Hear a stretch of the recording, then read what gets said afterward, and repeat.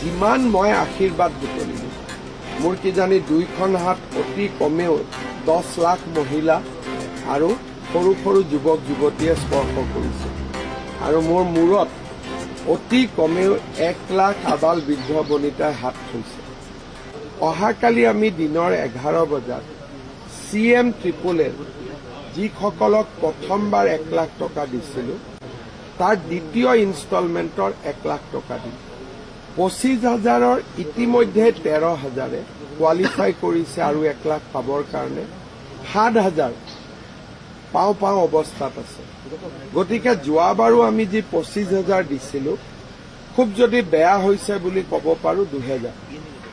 তাৰমানে আজি পুঁজিৰ সদব্যৱহাৰৰ ক্ষেত্ৰতো অসমে এটা সুনাম কঢ়িয়াবলৈ সক্ষম হৈছে। অভিজ্ঞতা যথেষ্ট দেখিবলৈ পোৱা গৈছিলে কেমেৰাৰ সন্মুখত জমা আশীৰ্বাদ যাত্ৰা প্ৰথম পৰ্যায়ত।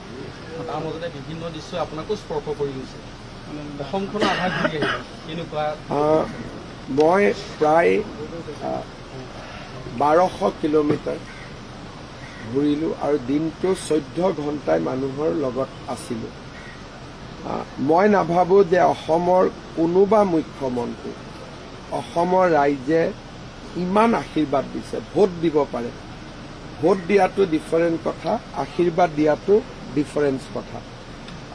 যিমান মই আশীৰ্বাদ বুটলিলোঁ মোৰ কিজানি দুইখন হাত অতি কমেও 10 লাখ মহিলা আৰু সৰু সৰু যুৱক যুৱতীয়ে স্পৰ্শ কৰিছে আৰু মোৰ মূৰত অতি কমেও 1 লাখ আবাল বৃদ্ধ বনিতাই হাত থৈছে।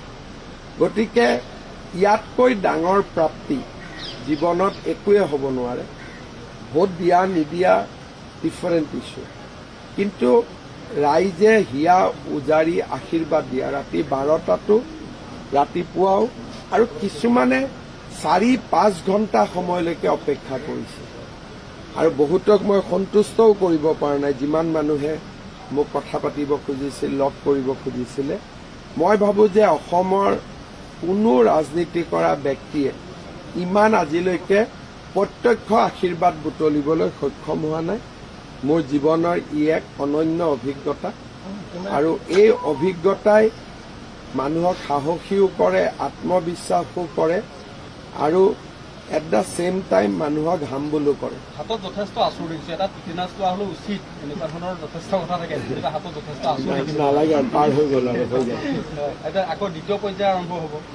দ্বিতীয় পৰ্যায় আমি ইলেকশ্যনৰ দিনৰ ওপৰত ঠিক হ'ব। অহা কালিৰ পৰা 15 তাৰিখৰ ভিতৰত আমি প্ৰাৰ্থী তালিকা চূড়ান্ত কৰিব লাগিব। তাৰ পিছত ইলেকশ্যন কমিশ্যনে যদি ইলেকশ্যন পিছুৱাই দিয়ে বা আৰু অলপ দেৰিকৈ হয় আমি 3rd ফেজ কৰিম, নহ'লে ইলেকশ্যনৰ লগতেই যাত্ৰাটো চলি থাকিব। যিহেতু নিৰ্বাচনৰ সমাগত কংগ্ৰেছৰ দীৰ্ঘ ঐক্যমঞ্চ বুলি কয় 4টা দলত থাকিলেগৈ, গোটেই অসম ঘূৰি আহিলে আপুনি। বিজেপিৰ হাৱা বা বিজেপিৰ ঢৌ দেখিছে, কংগ্ৰেছৰ কেনেকুৱা দেখিছে? আপোনালোকৰ ফিডবেক যথেষ্ট আহিছে। মই জানাত কংগ্ৰেছে 2-4 জেগাত মোৰ যাত্ৰাটোক অলপ দিগদাৰী কৰিবৰ কাৰণে চেষ্টা কৰিছিলে। তাক বাদ দি কংগ্ৰেছৰ মই এই ইলেকশ্যনত অন্তত য'ত নেকি আমাৰ সনাতনী ব্যক্তি আছে বা জনজাতীয় লোক আছে বা অসমীয়া আমাৰ ব্যক্তি আছে, হিন্দু মুছলিম যোনেই নহওক কিয়, তেনেকুৱা স্থানত মই এইবাৰ কংগ্ৰেছক একেবাৰে দেখা নাই। এনেই ৰাজনীতি কৰা ব্যক্তি হিচাপে আমি অলপ অলপ লক্ষ্য কৰি থাকোঁ। দূৰৰ পৰা কিছুমান মানুহে নিগেটিভ জেষ্টাৰ কৰে। আগতো মই ৰোড শ্ব' কৰিছোঁ, আগতো মই খোজ কাঢ়িছোঁ। আমি গম পাওঁ যে এইটো পৰিয়াল কংগ্ৰেছী, চাব খুজিছোঁ, চোৱা নাই, হাত দিব খুজিছোঁ, হাত দিয়া নাই। এইবাৰ 100/100 কইনাই ৰভাতলেৰি আপোনাৰ ওচৰ মানে বিভিন্ন চিন কিবা কেমেৰাত ধৰাত পৰিছে, ধৰাত পৰা নাই আৰু ময়ো বৰ বেছি এইবিলাক কৈ নাথাকোঁ, আপোনালোকে জানে। কিন্তু কইনাগৰাকী অহা কথাই নহয়।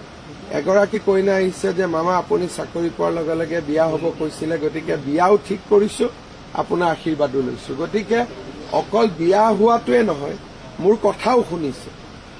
গতিকে ই অকল এটা দৃষ্টিভংগী নহয়, ইয়াত কেইবাটাও দৃষ্টিভংগী আছে।